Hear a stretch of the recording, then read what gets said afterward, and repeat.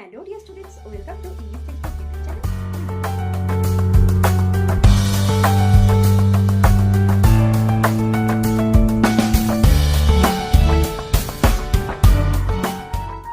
Hello dear students, welcome to English Textbook YouTube channel. We make English easy.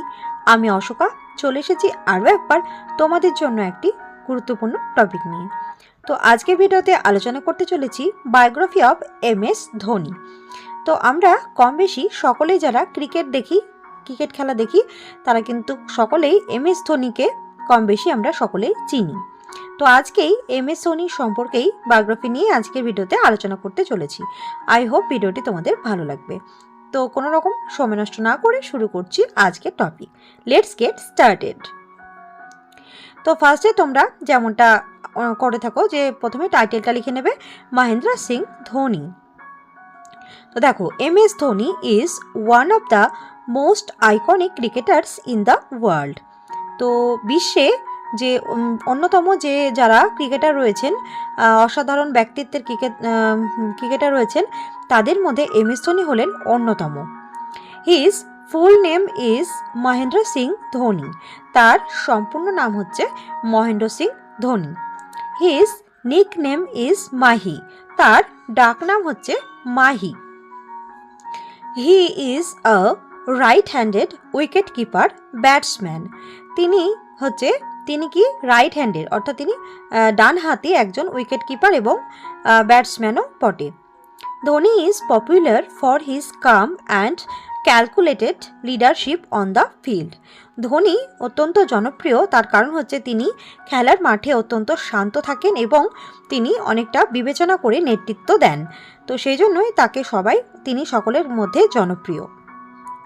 এবার দেখো তার যে কবে জন্মগ্রহণ করেছেন এবং তার বাবা মা, তার শিক্ষা সম্পর্কে আমরা জানব। He was born on 7th July in 1981 in Ranchi, India. তিনি ভারতের রাঁচিতে 7ই জুলাই 1981 সালে জন্মগ্রহণ করেছিলেন। হিজ প্যারেন্টস ওয়ার পান সিং ধোনি অ্যান্ড দেবাকি দেবী। তো দেখো তার পিতামাতার নাম আমরা জেনে নেব। তার পিতামাতা হলেন পান সিং ধোনি এবং দেবাকি দেবী। হি অ্যাটেন্ডেড DAV জওহর বিদ্যা মন্দির স্কুল ইন রাঁচি। তিনি রাঁচিতে অবস্থিত DAV জওহর বিদ্যা মন্দির এই স্কুলে তিনি পড়াশোনা করেছেন। He attended Gossner college and Saint Xavier's college to pursue BCom degree. তিনি গুসেনার কলেজে পড়াশোনা করেছেন এবং তারপরেও তিনি তার বিকম ডিগ্রির জন্য বা ব্যাচেলর অফ কমার্স এই ডিগ্রির জন্য তিনি সেন্ট জেভিয়ার্স কলেজেও কিন্তু পড়াশুনো করেছেন। নেক্সট দেখো he made his ODI debut in 2004 and quickly became known for his batting style and sharp wicket keeping skills. তো ধোনি 2004 সালে তিনি প্রথম ODI-এ তিনি প্রথম তার খেলার জগতে প্রবেশ করেন এবং পা রাখেন এবং তিনি খুব শীঘ্রই পরিচিত হয়ে ওঠেন তার অসাধারণ ব্যাটিং স্টাইলের জন্য এবং অবশ্যই তার শার্প, অর্থাৎ তিনি দ্রুত উইকেট কিন্তু নিতে পারেন, নিতে পারতেন। তো তার এই অসাধারণ ব্যক্তিত্বের জন্য বা খেলার স্টাইলের জন্য তিনি অত্যন্ত জনপ্রিয় হয়ে ওঠেন। ইন 2007 সালে he was appointed as the captain of the Indian cricket team. তো 2007 সালে তাকে ভারতীয় যে খেলার যে দল রয়েছে সেখানে তিনি ক্যাপ্টেন হিসেবে নিযুক্ত হন। He leaded them to victory in the inaugural ICC T20 world cup. তিনি ICC T20 ওয়ার্ল্ড কাপের তিনি কিন্তু নেতৃত্ব দেন তাদেরকে, অর্থাৎ ইন্ডিয়ান ক্রিকেট টিমকে নেতৃত্ব দেন অসাধারণভাবে। তারপরে দেখো আন্ডার হিজ লিডারশিপ, তার নেতৃত্বে India on 2011 ICC cricket world cup and the 2013 ICC champions trophy, cementing his legacy as one of the sports greatest captain's. তো এবার দেখো 2011 সালে ICC ক্রিকেট ওয়ার্ল্ড কাপ এবং 2013 সালে ঘটে যাওয়া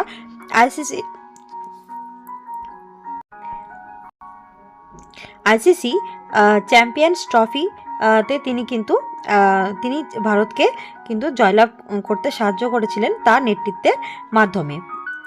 cementing his legacy as one of the, এবং তার ফলে কী হলো, তিনি যে অন্যান্য যে খেলার জগতে অন্যান্য যে ক্যাপ্টেনগুলো রয়েছেন তাদের মধ্যে অন্যতম একজন হিসেবে তিনি কিন্তু তার নামটা লেখান।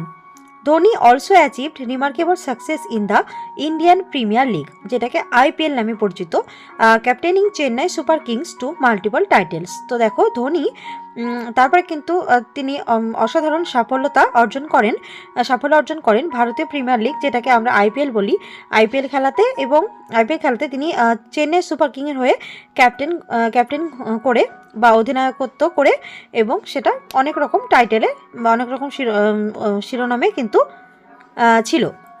তো যাই হোক, তার নেতৃত্বে কিন্তু ভারতীয় প্রিমিয়ার লিগ এটা কিন্তু অনেক সফলতা অর্জন করেছে। Dhoni is renowned for his finishing abilities in tight matches. Dhoni তার একদম শেষ মুহূর্তে ম্যাচ জিতে দিয়ে তিনি কিন্তু তার অসাধারণ দক্ষতার পরিচয় কিন্তু দিয়েছেন। হি রিটায়ার্ড ফ্রম টেস্ট ইন 2014। তো তিনি টেস্ট যে খেলা সেখান থেকে 2014 সালে কিন্তু অবসর গ্রহণ করেন। And ওডিআইস in 2020। তো 2020 সালে তিনি ওডিআই থেকেও বিরতি নেন, অবসর গ্রহণ করেন।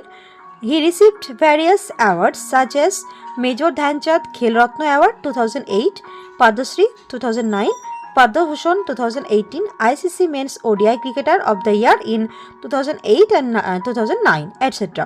তিনি অনেক বা অসংখ্য তিনি পুরস্কার জিতেছেন বা পুরস্কার তিনি গ্রহণ করেছেন, যেমন মেজর ধ্যানচাঁদ খেলরত্ন অ্যাওয়ার্ড, এটি তিনি 2008 সালে এই পুরস্কারটি পান। তারপরে 2009 সালে পদ্মশ্রী পুরস্কার পান, 2018 সালে পদ্মভূষণ পুরস্কার, এবং তাছাড়াও ICC men's ODI cricketer of the year হিসেবে তিনি দুবার নির্বাচিত হয়েছেন, 2008 এবং 2009 সালে। এছাড়াও কিন্তু আরও অন্যান্য কিন্তু অ্যাওয়ার্ড রয়েছে। তোমাদের যে হিন্টসে যেগুলো থাকবে সেগুলো কিন্তু অবশ্যই লিখবে। এবং মেজর ধ্যানচাঁদ যেটা খেলরত্ন পুরস্কার, এটা কিন্তু হচ্ছে একটা অন্যতম গুরুত্বপূর্ণ একটি অ্যাওয়ার্ড, এটা কিন্তু অবশ্যই লিখবে। তারপর হিন্টসে থাকুক বা না থাকুক এটা কিন্তু অবশ্যই লিখবে। ওকে, তো চলে এসে আমরা লাস্ট লাইনে, Dhoni's contributions to Indian cricket continue to inspire millions worldwide. ধোনির যে অবদান, ভারতীয় যে খেলার যে দল ক্রিকেট টিম, সেখানে কিন্তু ধোনির যে অবদান সেটা কিন্তু অসংখ্য যে অগণিত মানুষ পুরো বিশ্ব জুড়ে অনেক মানুষকেই কিন্তু অনুপ্রাণিত করছে। তো ধোনি এমনই তার ক্রিকেটে তার অবদান রেখে গেছেন। তো এই হচ্ছে MS ধোনির সম্পর্কে একটি বায়োগ্রাফি নিয়ে আলোচনা। তো আই হোপ তোমাদের ভিডিওটি ভালো লাগবে। যদি ভালো লাগে ভিডিওটি অবশ্যই লাইক করবে, কমেন্ট করে জানাবে কেমন লেগেছে, বন্ধুদের সাথে শেয়ার করবে, এবং অবশ্যই যারা এখনও ইংলিশ টেক্সটবুক চ্যানেলটিকে সাবস্ক্রাইব করনি তারা কিন্তু অবশ্যই এখনই সাবস্ক্রাইব করে রাখবে। তো দেখা হচ্ছে পরের ভিডিওতে। Thanks for watching.